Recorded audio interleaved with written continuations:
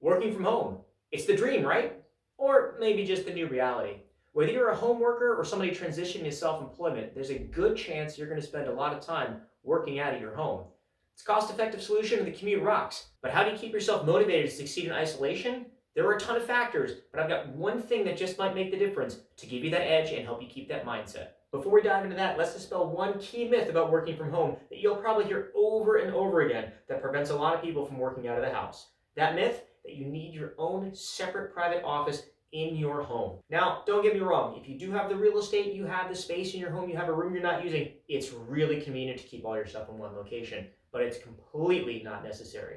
Most of you, if you're a knowledge worker, and if you're watching this, you probably are, whether you're a manager, a writer, a playwright, an artist, who knows what you do, you probably do it on a computer, which means you can do it on a laptop, and a laptop got its name because, well, it fits on your lap. That's the only space you need. Laptop, smartphone, and you're set.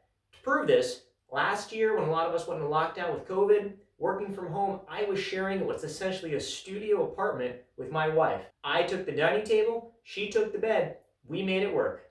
Pro tip though, make sure you have some headphones so you don't have competing conference calls going at the same time on speakerphone.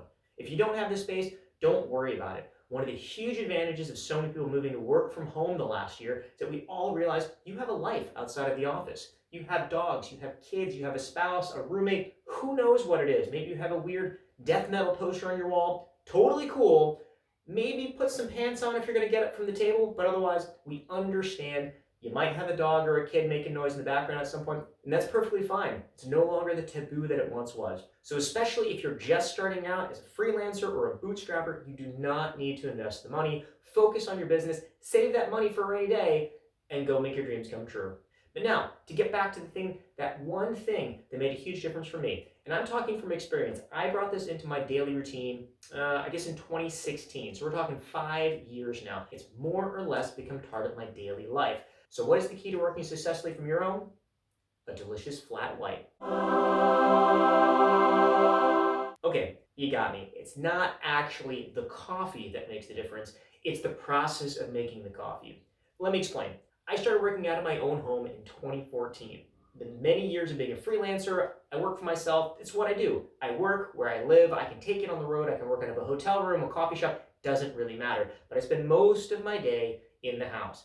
Back in 2016, I made an investment, or thankfully, I had very generous friends and family who for Christmas treated me to a really nice investment, which was a coffee machine that mostly requires you to do things manually. You see, to make a perfect flat white requires a lot of focus and concentration, and you can't be multitasking. You can't be on call, you can't be distracted by your kids. You have to focus. And this is why, starting in 2016, when I got this beautiful machine, I started incorporating into my daily routine what I call the ritual. Making a flat white for myself every day is not a push a button on a machine and walk away and come back and collect your coffee later type of activity. No, no, no, no, no. This takes focus and concentration. I can't be multitasking. I can't be on a call. I can't be feeding the dog at the same time.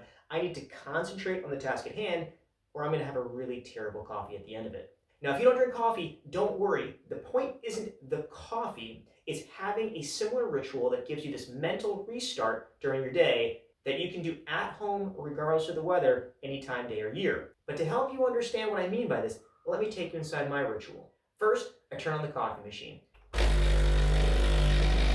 The water in the boiler starts to heat up, and I have a few seconds to get out my coffee mug, get out the milk, and anything else that I might want to add to my coffee that day. Then it's time to grind my beans. On my machine, I do have a built-in grinder, but it's not so exact that it always gives you the right amount of coffee that you need, and you can also adjust the grind setting depending on what you want for your specific bean. This is where my first mental challenge is thrown at me, quickly followed by a physical test. I need to decide exactly how much coffee I want to put in the portafilter based upon the flavor I'm trying to extract. It does change from bean to bean, so I need to also remember what I put in the hopper yesterday, or at least have an idea of what I want for a flavor. Then, the physical challenge, once I have all of the coffee grinds in my portafilter, I need to tamp it. That's the act you see a barista do where they take a little heavy thing and smash that coffee down to create a nice puck.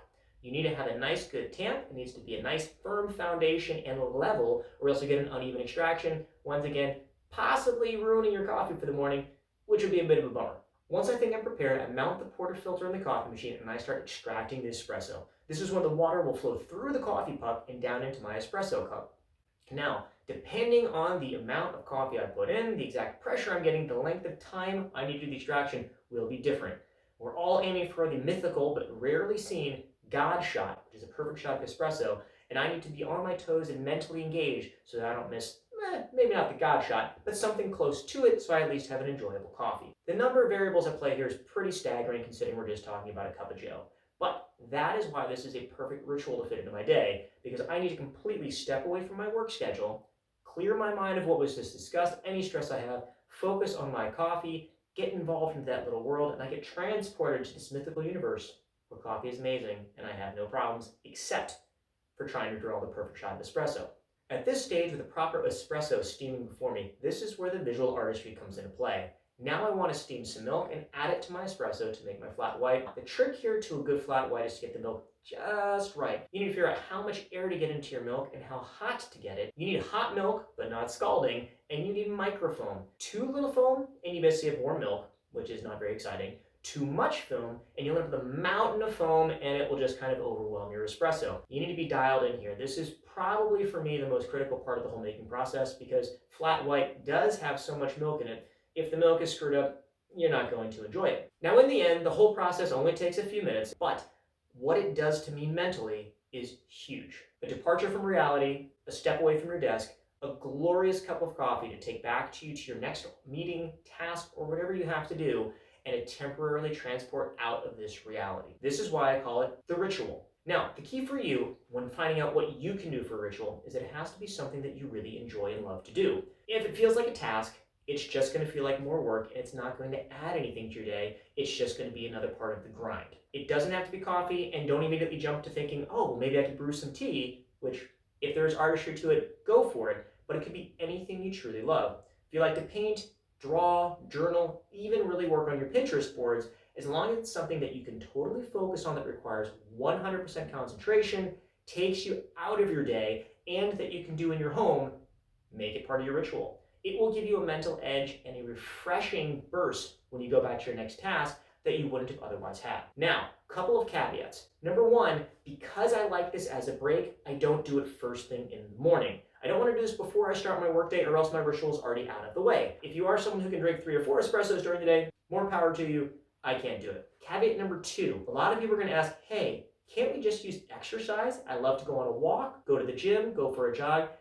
No, you can't, and I'll tell you why. The beauty of the ritual is that I can put it in any 10-minute slot throughout my day. To really get a proper workout in, chances are, first of all, you're going to want to go outside, you might want to go to the gym, and you're going to need 30 to 40 minutes. Now, yes, there are some meditation and yoga and other moves you can do in 5 to 10 minutes. If those work for you, great.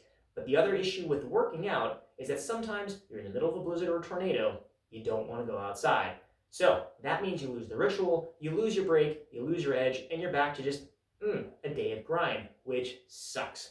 Working from home in complete isolation with no colleagues around, no proverbial water cooler, and nobody in the next cubicle to interrupt your day with a inane conversation over Game of Thrones or whatever was on last night, while it has many perks, it does have disadvantages. You need to be proactive in creating your own breaks from your day to give you that recharge and that mental burst that you need to power through and be more productive. There are a lot of other tricks and tasks you can do to help us throughout the day, but this little trick I found for me has been a huge game changer. So I highly recommend you take a look inside yourself, come up with a ritual of your own, incorporate it into your day, and don't forget to stop by for a handcrafted cup of coffee next time you're in the area.